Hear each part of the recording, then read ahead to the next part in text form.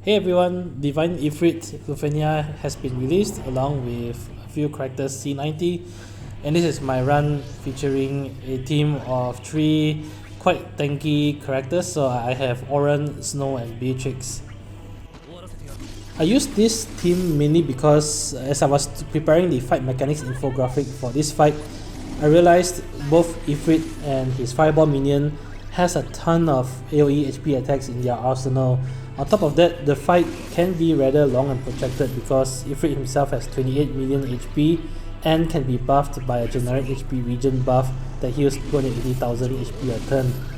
In addition, Ifrit also will do Divine Hellfire Plus, which hurts a lot, instant breaks everyone and delays everyone by 2 turns, and he does this automatically when he hits 89%, 69%, 49%, 29% and 9% HP. So no matter what party you bring, you will need to be able to have some sort of damage mitigation in order to survive the onslaught of HP attacks.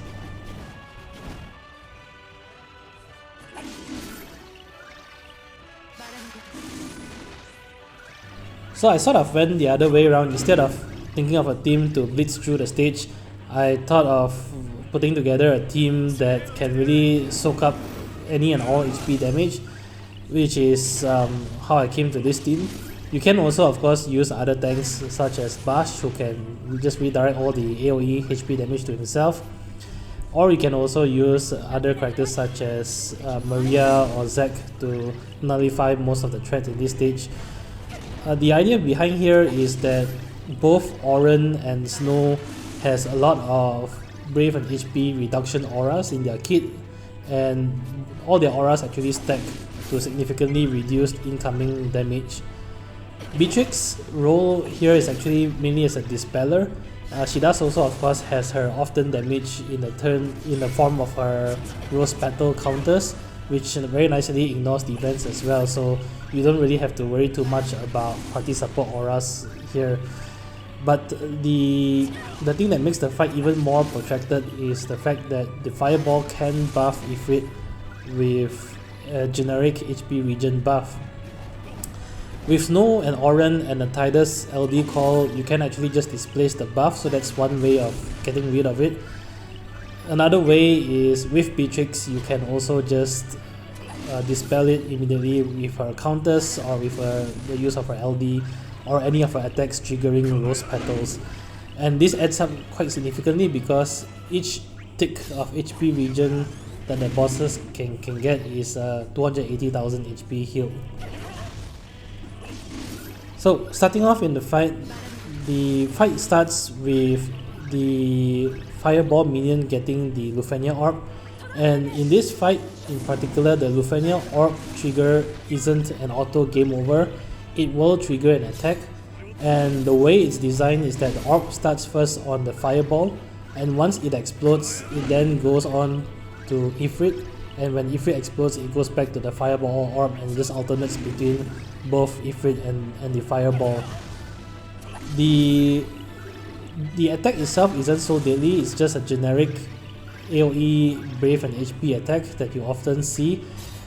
The dangerous thing is the additional effects that the orb explosion grants. So for the fireball in particular, when the orb triggers, on top of the HP damage that it deals, it also reduces all the enemies' debuff duration by 4 turns. So if you have, say for example, call abilities that grant debuffs, or if you have limited use LD debuffs such as Beatrix's Rose Petals, you want to actually reapply the debuffs after the fireball orb has triggered, so that you don't have to waste 4 turn duration from those debuffs. So essentially, while the orb is up on the fireball, I'm actually holding off on my call abilities. I did use Beatrix's LD once, mainly because her Rose Petal starts with just 2 turns duration, but once the orb count gets low on the fireball, I'm actually holding off using Beatrix's LD until the orb has triggered, because I really don't want to waste 4 turns of her LD debuff. In this fight also, I actually used a Kurasame base call right at the start of the fight. On hindsight, I think this is actually not optimal. Ideally, looking back at the fight, what I think would be better is to actually wait until the orb has triggered on the fireball before applying Kurasame's base call. The main reason for that is the start of the fight, the boss is actually pretty squishy, and the Kurasame base call doesn't really add a lot on top of the HP damage that you are already doing. However, later on in the fights, as the boss gets more tanky, that's when you actually get more value out of the HP damage up effect from the Kurasame call. For the most part here, as you are whittling down the boss, if you are using this sort of strategy, it doesn't really matter what skill you press. All you want to do is try to maintain debuffs with Snow, Beatrix and Auron. So for example, making sure Snow's lock is up, and Auron's max brave, in brave down and melee in peril is up, and of course Beatrix's rose petals. Doesn't really matter what attacks the bosses will do. With both Snow and Auron in the party, you'll take very little damage if at all, and they also provide HP regen to the party, so you'll easily heal back up any HP damage that you've lost. As an emergency also, you can always pop Beatrix's additional ability that provides a little bit of burst healing, or you can just use Beatrix's Holy Knight protection to negate HP damage for a few turns while you regen back your HP. So there's really not a lot of danger here. The offset to that is that this party obviously doesn't have any burst weapon, and they are not really DPS characters, so they aren't doing top amounts of damage, and so you will have to slowly whittle down Ifrit's HP. But it is sort of like a slow and steady pace to the end. You are just mashing buttons here while ensuring that the debuffs are still up. Lastly, I actually recommend trying to save additional abilities and call abilities for when Ifrit actually goes below 50%, and I'll cover more into that later on in the second half of the fight. There is actually a good reason to hang on to those abilities for the later parts of the fight.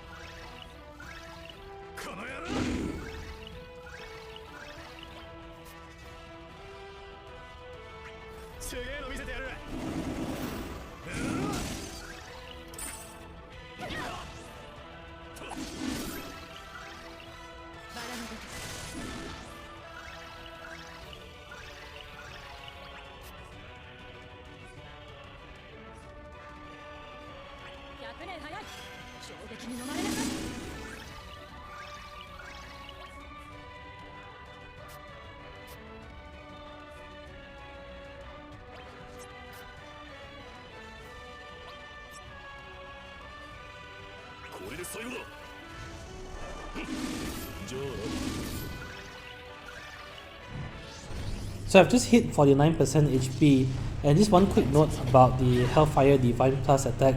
So when Ifrit hits 89%, 69%, 49%, 29% and 9%, so which is every 20% HP loss, he will actually trigger this attack automatically, and it is quite a massive attack. It deals the most damage out of the entire fight, and it also delays your entire party by 2 turns, and also instant breaks everyone regardless of how much brave that they have. With this party, of course, it doesn't really do that much because you take some HP damage, but you'll easily survive and you can easily heal back up afterwards, while Auron is also tanking for you anyway. But you do want to keep an eye out for the HP percentages, and depending on the party that you use, you will want to bring some sort of HP mitigation. Anyway, at this point also, the Lufenia orb has triggered on the minion, and it has reduced everyone's debuffs by 4 turns duration, so right after that the orb has gone on to Ifrit, starting with an orb count of 5.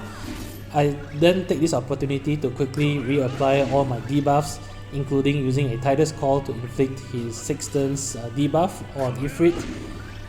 Piling on a lot of frame debuffs is very helpful because every 10 character actions or so, the fireball will actually buff Ifrit with HP regen, and if Ifrit himself has a lot of frame debuffs, you can very easily displace the HP regen buff just by inflicting some debuffs with Auron on the boss. Alternatively, of course, with Beatrix you can also just dispel the buff. It's quite important to keep it manageable. Right here is an example of me using the Beatrix's dispel to get rid of the HP regen. Otherwise, healing 280,000 HP a turn is quite a lot, and it adds up over the fight. Now once Ifrit is below 50% HP and the orb is on Ifrit, it always starts off at a count of 5, and every time Ifrit gets a turn, the orb count actually increases by 3.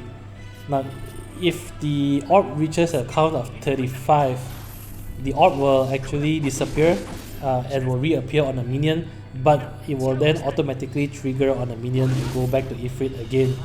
You actually don't want that to happen, because if the orb triggers on the minion, it will once again reduce everyone's debuff duration by 4 turns. So part of the strategy with this party is to keep the Lufenia orb on Ifrit until the end of the fight. And you do this by balancing off the +3 when Ifrit gets his turn with the -1 whenever you take an action. This is why it's important to keep additional abilities and call abilities for this phase of the fight, so that if the orb count on Ifrit gets a little bit high, all you have to do is spam a few call abilities or additional abilities to -1 the orb, and then you therefore delay the orb from getting to a count of 35. So at this point also, I've passed the 49% Divine Hellfire plus attack, so this is where I decide to bring in Machina, friend support, mainly to speed up whittling down the boss. You can probably make do without Machina, but you take many more turns and the fight is already actually longer than I liked it to be. So Machina is really there to just deal a lot of damage and bring down the boss's HP. You can actually just swap in Machina over Beatrix or over Snow, either one is fine. I decided to swap out Snow because at least with Beatrix I still get to use her Holy Knight protection here, but Snow himself can also provide brave and HP damage reductions anyway, so that should still work. With Machina, I go his BD attack first, and then I go into his LD to inflict his Spiral Lynch Spin, and his remaining 3 turns will be his HP burst attack, each dealing 1 million damage. I think this is also the best time to bring in Machina because during this part of the fight is also where I've used my call abilities such as Kate Sith and Kurasame's LD call to apply the debuffs and also to tick down the Lufenia orb. So Machina coming in here makes the most use out of it.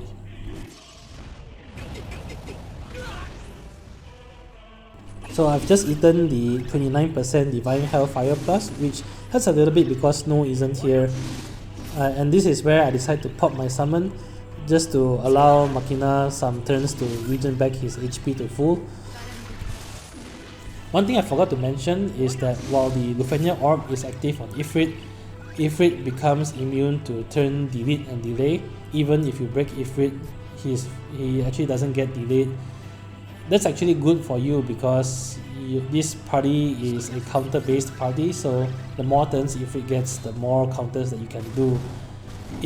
It will tick up the orb because Ifrit getting a turn will +3 the orb, and while the orb effect is active, your party will also get a debuff aura that reduces your party's max brave and attack, but that doesn't really matter too much because you should still be able to push some nice damage through with a counter based team.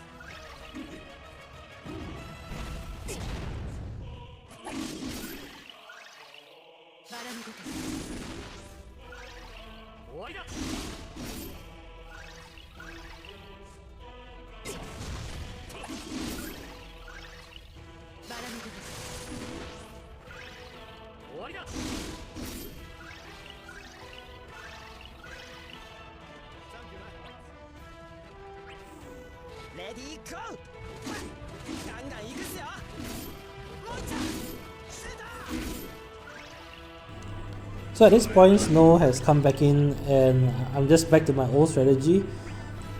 I did refresh Tidus's debuff by using Tidus LD core here, mainly to keep the debuff stacked on Ifrit so that I can displace the HP regen buff. But at this point, it's sort of like a home run to the end. Again, the auras from Snow and Auron should keep the party safe even at this late of the fight. And the orb count is pretty far away from 35, so I should be all set on the debuff side of things.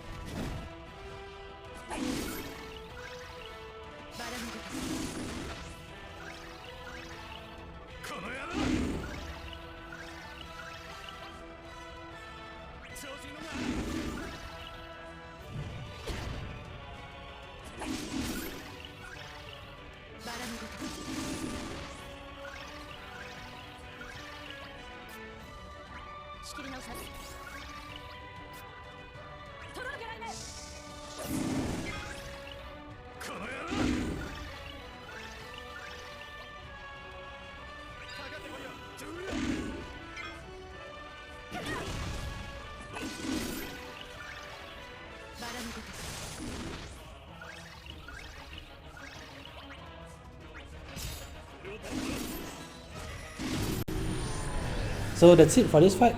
I hope the video has been helpful, and as always, if you enjoy the content, do leave a like, comment or subscribe. It really helps a lot.